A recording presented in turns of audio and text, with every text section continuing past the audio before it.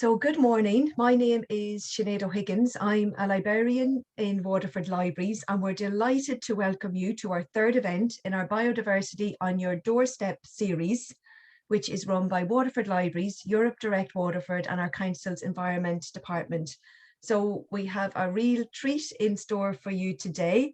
I'm joined by Neil Tarrant, who, along with his wife, Mairéad Ní Chiaruáin, co-created the interactive digital wildlife map of Ireland, which is to help primary school students and us all learn about the wildlife that we can protect in our community. So I'm going to hand you straight over to Neil, and thank you very much for joining us this morning.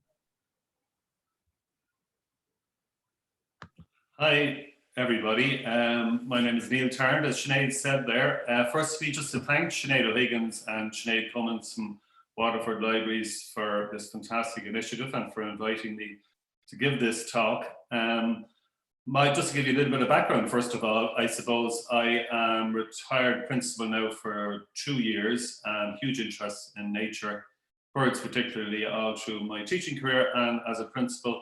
And it was always in the back of my mind to create some sort of a learning tool that would help children, help learners of all ages, to introduce them to the wonderful world of wildlife. And I suppose at this day and age, it's a continual struggle to get people interested in X, Y, and Z. But I think the time is apt and the timing is very, very well chosen by Sinead to launch something like this week's of programs centered around conservation and nature. And also with children getting out and about a lot more than they have, and it seems that people are listening to the birds, etc., a lot more. So the timing hopefully is just right for this. So I hope you've had a look at the program itself, and I'm going to be talking to you and basically just trying to help you along the way. Well, I had that but I had that situation myself with my own children that I had to try and introduce them to be interested in the world around them, particularly nature, from an early age. And I suppose that experience, my experience as a teacher and a principal, that brought me to create the program. So I'm mainly going to talk about birds simply because the time is a little bit limited, and it seems to be what most people are centering on. Obviously the birds are the more audible, the more visible of all the creatures. But you'll see, of course, we have the fish there, and we have the mammals as well. So hopefully you'll have time to have a look at that and create some sort of interest, and that the whole thing can be a window of opportunity for learning for everybody, and hopefully a tool that the children will enjoy particularly and go to. So firstly though, maybe, and you'll get this at the end of the webinar, Sinead will be sending out a list of useful websites for you. I'm just going to quickly just go through that first of all before we have a look at the actual program, so you can connect between the two and see what's useful for your child, your learner. Of course, you as a parent, you're the primary educator, so it's very much, you have a huge responsibility in one way, and the joyful task of hopefully introducing your child to as much knowledge as you can, and to open their eyes to the world around them, the world that we share with our feathered friends and the mammals and our fish and all the other creatures. But anyway, first of all, I'm just going to pop up on the screen for you. This is a bird spotting tick chart here. So this is a good starter for you to get started. If you want to tell your children, where have we gone here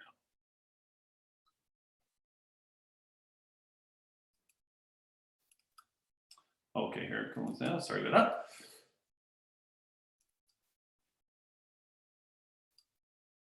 Okay, just the computer's just a little bit slow. Sorry about that. So here you see, I've chosen just these 10 birds for you, the house sparrow, greenfinch, etc. Now these should be fairly common to most gardens around the country, and any sort of a small little walk you might go on. So I particularly like this one. There are several other, we call them tick charts or identification charts. You'll get them on the net, and they're very, very useful. But again, just to get something in your child's hand and a pencil or a marker, just to tick along with those as they see them after a walk, and that can be very, very useful. So after that then, we'll just have a quick look at this fantastic map that I think you'll agree, this particular map now inspired me to create a digital version, if you like, of this map. So I'm just going to get that up for you now. And we see here that this is the Wildlife of Ireland, the actual map. And again, on the email that we go out to you, you'll have details where to buy it if you wish, all different sizes in English, and also have to stress at an extremely good price in Irish as well. So you can go in there, and I'm just going to highlight that a little bit for you. We had this in our school, and it was a fantastic resource. I'd recommend it to every school in the country, just to sit there and to let it be there for 20 or 30 years, and it would be of great value and great use. So I'm trying to just zoom in on that, but the computer isn't happy with me doing that at the moment.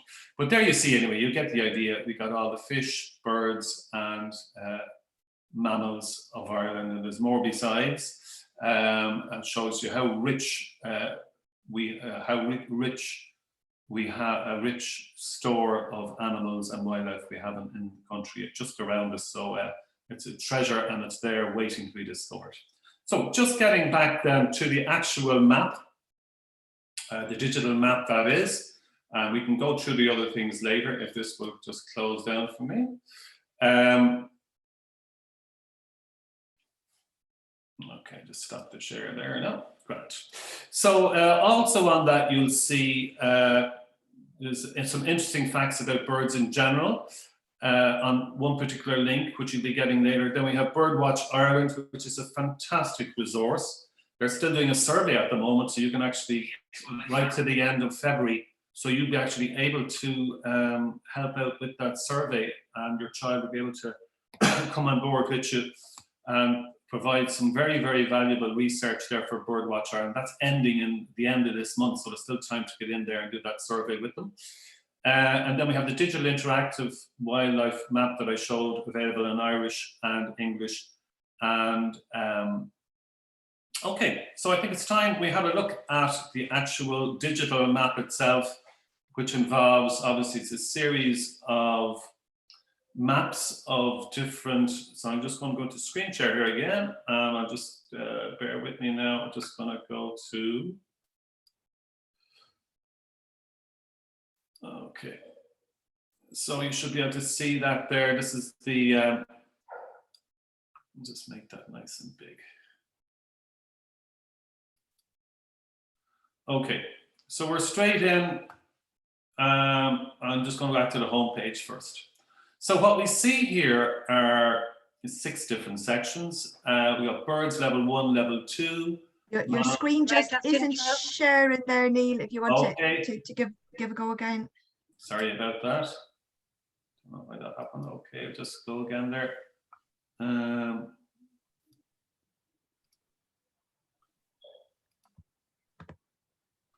Okay, we're sharing there, I presume. Are we sharing there? Not yet. Oh, yeah. It's coming through now, yeah. Perfect. Sorry about that, everybody. Yep. Okay, so we have, this is what, when you go into the nature.librariesireland.ie, we see our 6 icons here representing birds, level 1, level 2, mammals, level 1, level 2, and fish, level 1, level 2. Now, I've chosen 50 birds in total, that's with level 2. And then 40 mammals and a smaller number of fish. So the key area here is to keep the user's interest at all time. So this is not designed to be an encyclopedia. It's very much designed to draw in the learner at whatever level, so that they'll find some information for themselves and they'll be able to use it nice and handy. So as with the Irish website that myself and my wife also wrote for a number of years, that's leglat.com. We try to keep everything the information accessible within 2 or 3 clicks. So if I go into birds level 1 here, depending on the age of your child and the knowledge of yourself and your child, this might be just the place to start. So you'll see here, dotted around Ireland. Now the birds that you see here, you will find them in these areas, and it highlights, it gets bigger as you put the mouse over it. But they're also very much widespread, the majority of them anyway. So if I go into one particular bird, let's say, I'll go into our little friend here, the wren. So you'll immediately see information at the bottom here, and then you'll be able to hear the sound of the wren. I'm just going to try that here.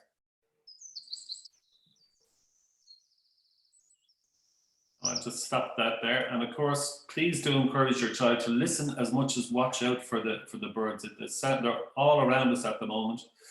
And you'll see a little bit of a description here about the bird. So this is the same for all the birds that you see in level 1. And then you're invited then to go and have a go at the quiz. So have a quick look at the quiz, and okay. I'll just say okay here, and I hope I know the answer to this one, whatever it is. Yes, I have a small round body and a tiny cocked tail. So again, nothing terribly difficult, but it does get the child or the adult to start questioning and wondering. They're not just teasing out the knowledge they may have read already on the site, but they have to think their way through to get the answers. So it's all based on common sense and hopefully how inquisitive the child is or the learner is. So that would be the wren, and we move on from there to the next one. And I'm not going to go through many of them. Obviously, you finish off all of the tiles to complete the quiz. One thing I will say, just to remember, if I exit out of this now, which I will be doing, it will remember you the next time you come back in. So that means it'll start up on the place that you finished off. So there's no need for you to say, oh, we have to finish this today. You can take your time with it and come back in at any day. So that works quite well like that. So we're just going to go out of the birds here now to level 2 and quickly have a look at this. And this is obviously more difficult, and there are more birds. And incidentally, on the wildlife map itself that I showed you earlier on, the actual hard copy, there are more birds again, and even there are far more birds than that again. There are hundreds of birds in Ireland. We have constant visitors from different countries. But I just picked out the ones maybe I thought would be most interest to children or to young learners. So again, this is it's not a comprehensive encyclopedia. It's just to introduce you to a good number of birds that you might be introduced to already. So again, the same idea here. So I'll go in to have a look at the jay, or the Scraco quilla. They're in Irish there as well, as you see. So we could hear the jay here. And also a useful one on the senior one, that's the level 2, you'll see the distribution here. It pops up a map of where the birds are commonly seen. As you see, they're quite secretive and they're not that common, the jay. If I did that for the blackbird or another bird, there'd be a lot of red dots all over the place. So that again, depending on where you live, will give you an idea of how common the bird is around your particular area. So we'll just exit out of that. And information is spread: habitat, diet, and interesting facts. So everything is kept as interesting as possible, as simple as possible, without giving information overload at any point. Now, there's 2 options here that, and if you really feel comfortable with the information that you've learned here from going through the birds, or if you just want to, on one device, do the crossword. I'm going to pop that up now. So if you want to just do the crossword yourself, print that out, or with an Apple Pencil or whatever, you could do it online. What you could do is you could be another person, or you on another device could be finding the information from the crossword. So you won't be toggling in and out. If you use a separate device, it can be quite good as a family to sit down and work out the crossword together, and people can be trying to get the answer by going into the map, getting the information. We've done that and it's worked out very well. So that's a nice social side to working on one of the quizzes, the crossword in particular. Now, I'm going to go back here now away from the crossword, that's sort of self-explanatory, and just have a quick look at the quiz. Now, the quiz, again, is only in level 2. This is also for the fish and for the mammals as well. And you'll see in front of you here a map of good old Ireland. So what you do is you just pick your choices. You have 5 choices. You can go into either one of the provinces, and they're just short quizzes. They end at the end of every province. Or if you're feeling really, really, really confident, you can go for Collect Ireland and try get all 32 counties. Now, the snag with this is it encourages the learner, rather than having a scoring system up, I decided to have, if you make a mistake, it's back to the start, which is a particular, I know children latch onto this as well. So if you're going in, you will, if I go into Ulster here, I can pick any county in Ulster. Okay, and it tells me the counties, so they're learning the counties as well. And possibly the best known waterfowl found in Ireland have a green glossy head, etc., etc. So you have choices here. Now the choices are always well worked out so that there's a lot of thinking involved, and it encourages the learner to do as much thinking as they can. And again, you can have a second device to figure this out if you want. Whatever way you want to use it, you're welcome to use it. And that's the most important thing about this learning tool, is that it should be open to as many learners at whatever level as possible, and style of learning as well, which is very important. So obviously I go for the mallard there, and I carry on then. It tells me a quick picture. So again, it's reinforcing the look of the bird, and I pick the next county here, and I carry on with the quiz. Now, if I got one of these wrong, which I'm not going to do because I don't want to embarrass myself too much this morning, if I got one of these wrong, it would bring me right back to the start, and I'd have to begin Ulster again. The same with the other provinces. So if you pick the province with the least amount of counties in it, i.e. Connacht, well then you just have the 5 questions to answer, and you can build it up from there. And remember, again, once you go out of this, you can leave it in midstream, and this is very good. This is good in a classroom basis where they might run out of time or whatever. When you come back, it'll pick up wherever you left off with the quiz. And again, good luck with the 32 county one. It's quite a challenging one, but hopefully you'll find it enjoyable, and you won't be throwing too many things at the computer screen. So, so that's it basically. As I said, I won't be to take you through just down to time.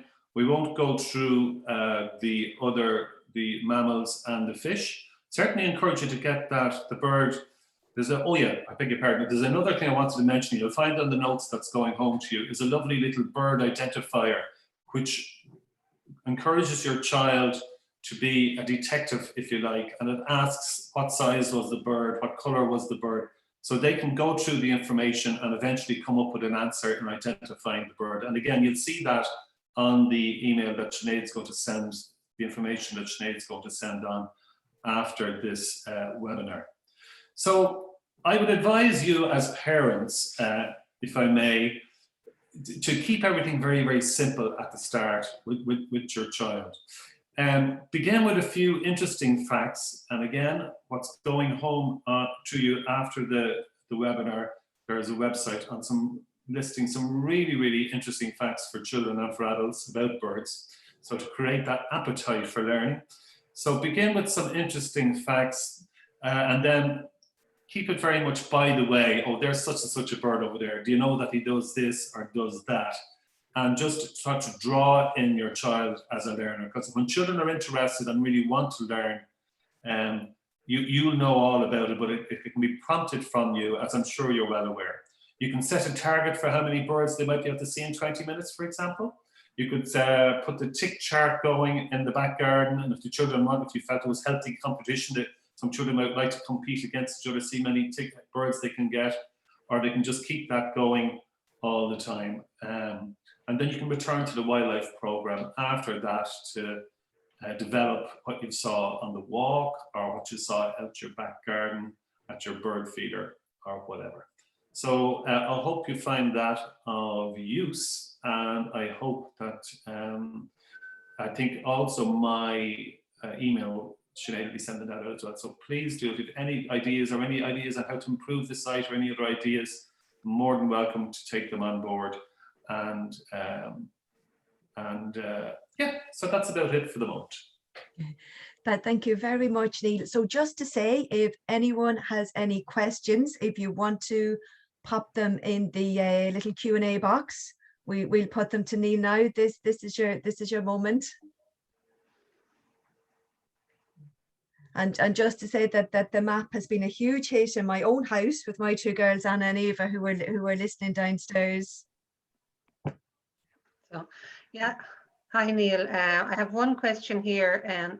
Is, have you any top plants for birds that we can plant in our gardens to help attract them? Oh yeah, well, any of the berry feed, anything with a berry basically during the winter, obviously they'll be happy out with that, particularly the blackbirds. And just generally, I would think the main thing would be to whatever type of plant you would shrub or that you would plant just for nesting purposes, is to keep it not well away from a wall, but just to be mindful of cats, etc., being able to access it, and also that there's very, very good foliage coverage for that. You'll notice anyway where there's ivy now this time of the year, you'll see a lot of pigeons, which are amazing, or collared doves. They're amazing. They'll breed all year round in the ivy. So the best variety and with the most foliage that you can have really is the best answer to that. Yeah, then there's a question here about where can the map be bought?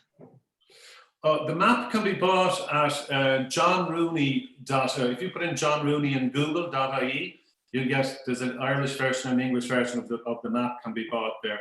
COG, actually, that's the government body here who supported us in creating the Irish version of the digital map.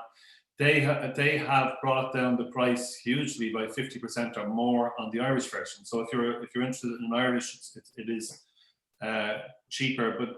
He then will send it out to you. This is John Rooney, either the Irish or the English map, in about 4 or 5 different sizes.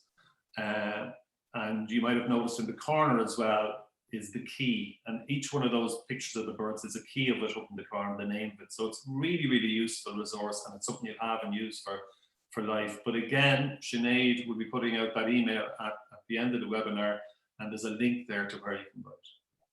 Perfect, yeah. And then I have just one here asking, would you encourage the kids to, I presume it means log their records with the National Biodiversity Centre? Oh, I would hugely, yeah. And it's just till the end of February that's happening now. So, and it has been ongoing, I think, since November. But that's hugely important. And that little map that I popped up, that's as a result of those similar work as well. So it's lovely to see that, you know, everybody can participate in conservation at every level. And this is an example of introducing your child on how to do that. So then there's a question for top plants for other wildlife in the garden. This is from a horticulturist, so that's why they're asking all the questions. Oh gosh, I'd have to pass on that one, I'm afraid.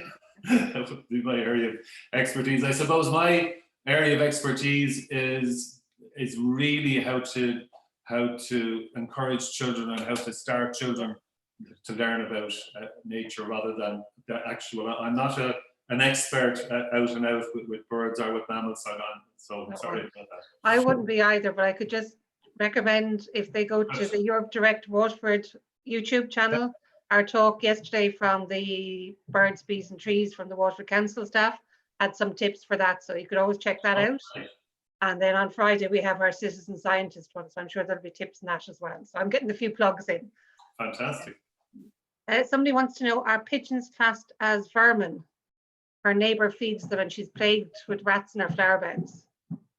I don't, to my knowledge now, pigeons aren't classed as vermin, no. But I could see that problem, and it's rats. We had a problem with them in Clare as well. And what we did since was our composter, for example, that we had.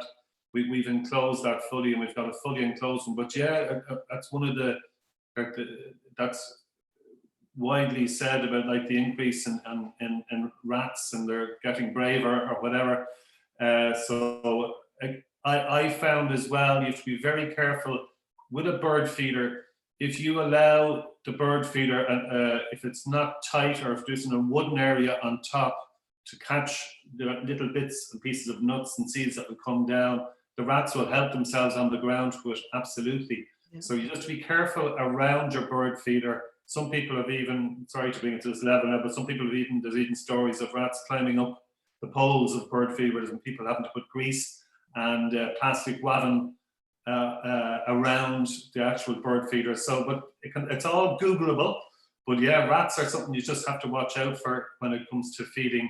When we're picking our friends outdoors that we want to feed, we have to be careful. Yeah. So there's just one there asking where to locate the map, but I'm sure we'll be sending that out with the website links at the end. That's right. Yeah. And it's a beautiful piece of art as well, I have to say. And he's not John Rooney isn't a friend of mine or anything. It's a beautiful piece of art, so it would look well on any wall in any area. It's beautifully done. There's a question here asking the best place to suit feeders. I presume that's bird feeders. The best place to situate bird feeders. Yeah, well, you just have to be, the main thing to be aware of there is the height off the ground, obviously, so rats can't access it, as already mentioned. But then also, once it's not jumpable distance for a cat, that would be also very important. And again, it has to be sheltered to a degree, because obviously, especially with the winds we're having lately, they will, some birds, you'll notice the blue tits are really, really brave in the wind. They'll hang on to anything upside down or whatever, whereas the sparrows will be slow to go to the bird feeder if it's moving wildly in the wind. So with shelter and distance from a wall and height will be the three key areas there that I would outline. That's great. Yeah. Neil, can I ask how, just a little bit about how you put the map together? Did you have to record the bird sounds yourself? How long did it take? Because it's a huge piece of work. Yeah, it was about 2 years in total. And like I said, it was inspired by the actual physical map. And I'm always thinking of, is there any way, I myself, teaching in a Gael school, when about 15 years ago, I decided, because I was teaching in a Gael school, there were very few resources, Oscuelga, that would stand up next to the English resources, if you like. So that's why we created leglat.com. And through creating that website, I gained the skills to create the likes of the website that you see there on the wildlife website. But I also, you will notice that it's done or some might notice that it's done in HTML5. Flash now is gone, without getting too technical. HTML5 means that you can have audio, you can have video, and it can zip along nice and fast. Do you remember the old Flash files? Sometimes they can be very slow to load and that. Whereas with HTML5, which this is done in now, and HTML5 is much improved since they started it a few years ago. So I work with a coder who does the coding for me in Donegal, and we work together then to produce what you see. So the sounds themselves were available online free of charge. It's amazing what you get for free, obviously. The pictures of the birds, for example, and I'm still trying to source really good pictures for the mammals, i.e. photographs. They're not up yet, but they are of the birds. A friend of mine, Robbie O'Leary, a photographer, an ex-principal as well, took a lot of those, and also the other ones were available online. So it's amazing what you can get online, and you can pull in and create and then have something.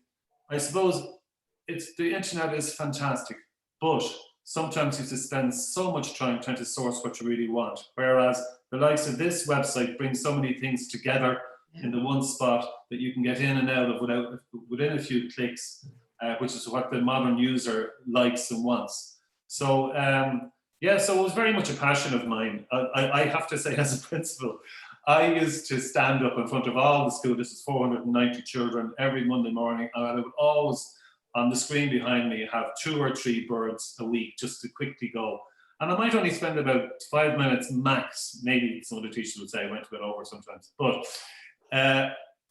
max talking about these 3 birds. And I remember one little chap in front of me, and his friend, who happened to be a bad luck for him, a telltale, he said, I was saying, oh, what was that boy talking about all the time? All the time I was talking. And he said, well, what he was saying was, why does Neil have to keep droning on and on and on about the birds?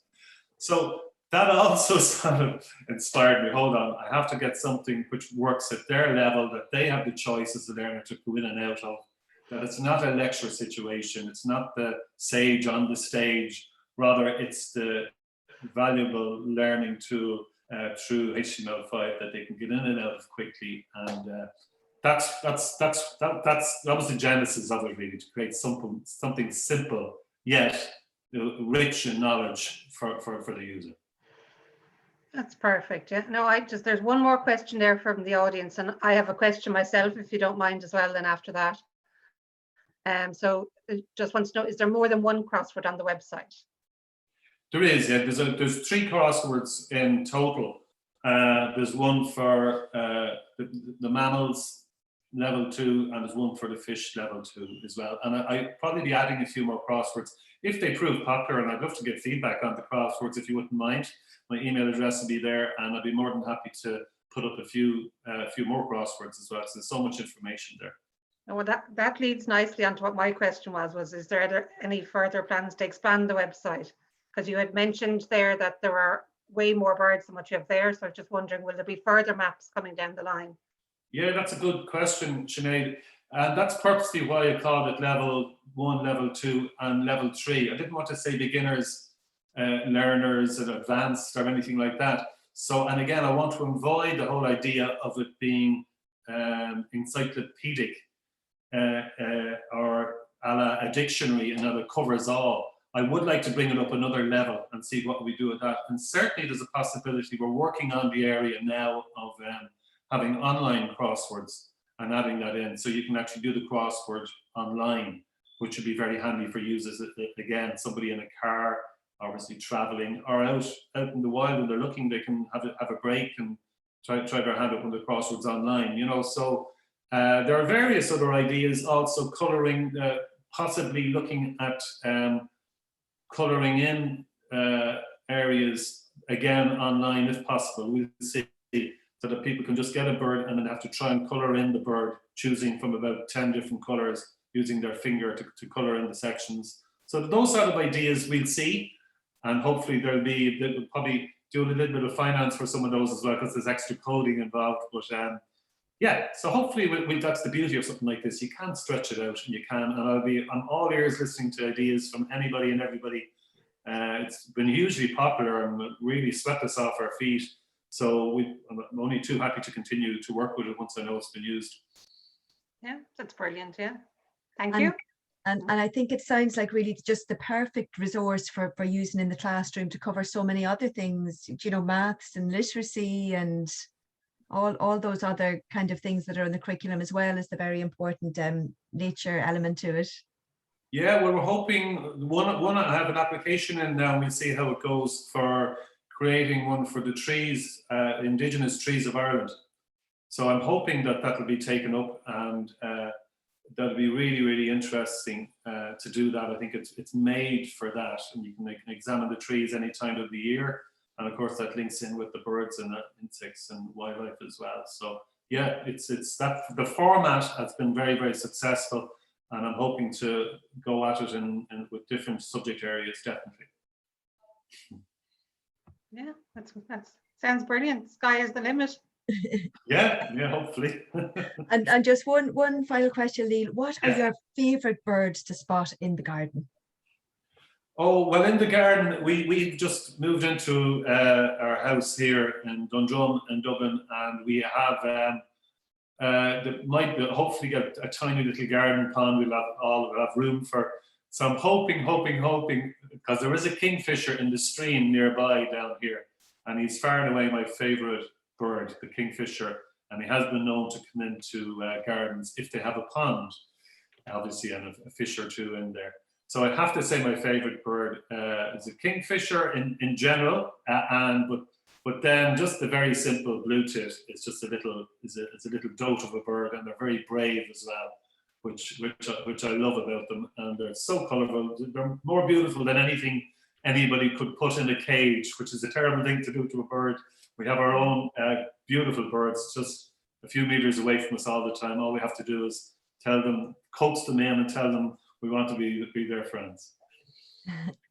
That's great, Neil. Thank you so much. There's just some lovely comments there thanking you for creating a wonderful website and a great resource for us all, young and old. And there seems to be a good bit of interest there in the trees. Hopefully that application will be successful, and we'll have you back to talk about that one. And just to say a huge thank you to Neil and Mairéad, of course, for creating such a resource. And I mean, it's so important to have resources that are Irish based and are based with wildlife, you know, that we're all going to see every day of the week in the garden. And of course, it's always so exciting to meet the creator of such a fantastic resource. And it's been such a hit online since Libraries Ireland shared it and worked with you to create it back in January. So just to add what Neil has said already, all of the links mentioned will be emailed out to everyone who signed up to the talk via Eventbrite. They'll also be shared on our library website, that's waterfordlibraries.ie. So we have 2 more events coming up in our Biodiversity on Your Doorstep series. Tomorrow at the same time, 11 o'clock, ecologist and MEP Grace O'Sullivan will be talking about biodiversity on our doorstep from Brussels to Waterford. And then on Friday, we're all going to learn how to spot the spring flowers with Oisin Duffy from the National Biodiversity Centre, and we'll all be able to become citizen scientists after that. So the one with Grace will just be screened on our Facebook page tomorrow, and then you can sign up to spot the spring flowers. And this map, I think, too, is a huge help to us all who are all homeschooling at the moment as well.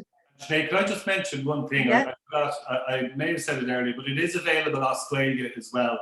The resource on Leiglat, that's leighlert.com, and that will be on the information that's going home. And it was created originally in Irish, and I have to give huge thanks to COG, who supported us to help us create that in Irish, first of all, and of course then to the LGMA, who took on and supported us in creating it in English. So just to mention that.